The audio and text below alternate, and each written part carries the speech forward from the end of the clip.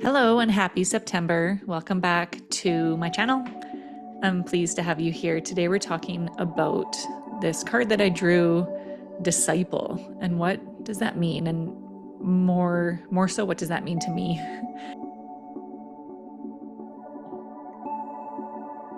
In the Path of Light Oracle book, it says here, surrender your ego to your true self and allow it to guide you.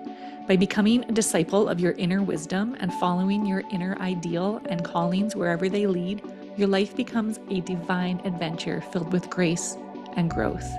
And I love this so much. Doesn't that feel just so beautiful and easeful to lean into that? Well, it also continues and says here, in the Bhagavad Gita scripture, I am completely confused and unsure what to do. And isn't this also just so relatable? And so this is what I want to try and unpack a little bit today as we venture in and kind of decipher what it means to be a disciple. And again, it's kind of my take on it is this is what I do with all of the things in my life, and I hope that I encourage you to do with the things in your life as well, because we have this inner wisdom within us. We have this sense of oneness within that we can call universe, source, spirit, God, Atman, whatever you connect with, it becomes the source of wisdom, and we all have it. And so both of these verses are very relatable for very different reasons, and we can definitely empathize with the struggle of being confused and unsure what to do. How do we listen and how do we tune in to what it is that our highest self even is, or the voice of our highest self, or where that goes? How can we begin to learn to trust our own thoughts and our own feelings and our own intuition? Because life can be very overwhelming. We can feel beaten down, we can feel demoralized, depressed, confused about what direction to go in, because we all experience a lot of suffering. The awareness of the suffering is the wisdom, in fact, because once we become aware of our patterns of suffering, or the ways in which we are contributing maybe to the challenges that we have in our lives, we begin to understand them a little bit more. We can't help but understand them more when we open up to acknowledging that they're even there. This is why in yoga we talk about the acknowledgement of suffering being the first wisdom.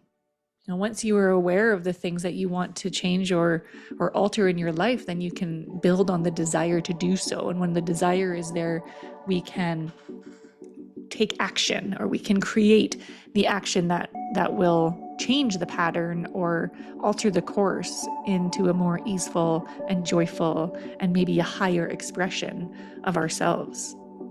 But what this takes too is surrender, and so coming back to this card, disciple, the ultimate teacher is the one, right? The true self, the highest self that is within each of us. And to help us understand, or to really tap into who this person is, it does actually take a lot of surrender. Surrender becomes the ultimate teaching and practice, and it's really a central component of a lot of spiritual traditions. If you think about surrendering the challenge that you have, or surrendering yourself over to what will be. So to me, the energy that's really evoked in this word, the disciple, and in this card, and in this beautiful image here, is surrendering yourself over to listening and following the inner guidance. The deep inner guidance that you know and feel to be true. And sometimes it takes work. Rather, it often takes work. It's about strengthening the authority that we have from within. And that's a really challenging thing to do, especially in this day and age with social media and the responsibilities that we have, and the general overwhelm that a lot of people just feel by being human on this planet. And I think it would be a disservice to just say, oh, surrender to your suffering and your wisdom and your highest self, and everything will be great. Because yes, while that is true, it's also, well, how? And what do I do to get there? And how do I know that what I'm hearing or understanding is the truth? Well, that begs the question, what is truth? What is your truth? I encourage you to be open. Just be open to receiving whatever it is that is coming your way. I think a lot of of us try to avoid the suffering in our lives. We don't want to feel pain. Who wants to feel pain? That's horrible.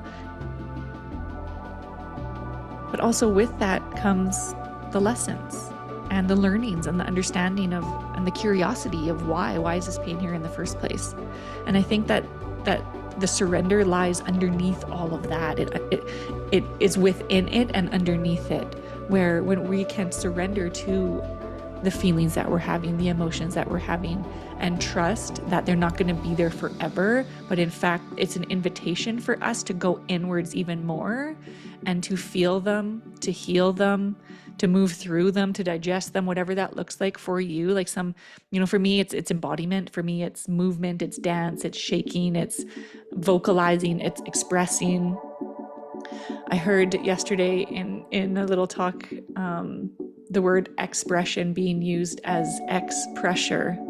And I just thought this was so brilliant. Shout out to Matt. This is where I heard it. X pressure. If you look at the word expression, it's allowing your feelings, your truth, your thoughts to come out of you, to take that pressure off. And that is what helps us surrender and uncover the layers deeper within, so we can get to the core of who we are, so we can allow the highest version of ourselves, the Atman, the one, the true self, to come forward and provide us the guidance that we're actually looking for. And so, pulling this all together, be your own disciple. Be a disciple to your highest self. And if you don't know who your highest self is, or you haven't heard this person, this version of you speak to you before, this is your invitation to tune into that and see where in your life you can start to uncover and lean in and drop the ego, the separate self, right? The part of you that attempts to shape and control everything, and surrender to just the flow of energy and life that can come through you. And so again, what do we do? Well, that's going to look different for everybody. For me, as you can see here, I do this a lot through journaling. I do this through just coming on this channel and voicing my thoughts. I do this through where I work, where I get to share some of this information and teach others about their own spiritual path. I do this through speaking with my children. I do this through play. I do this through creativity. It shows up as exercise or other movement practices, being in nature. There's so many different ways. And ultimately, I believe that it's the intention behind it that will help you uncover these parts of you. Why are you doing the things that you're doing in the first place? Is it to serve your greatest good, or is it for a different reason? And that's where we can really ask our ego these questions as well, to tune in to what adventure are we playing in life here? Because being a disciple of the self is the ultimate adventure. Nothing can compare to it.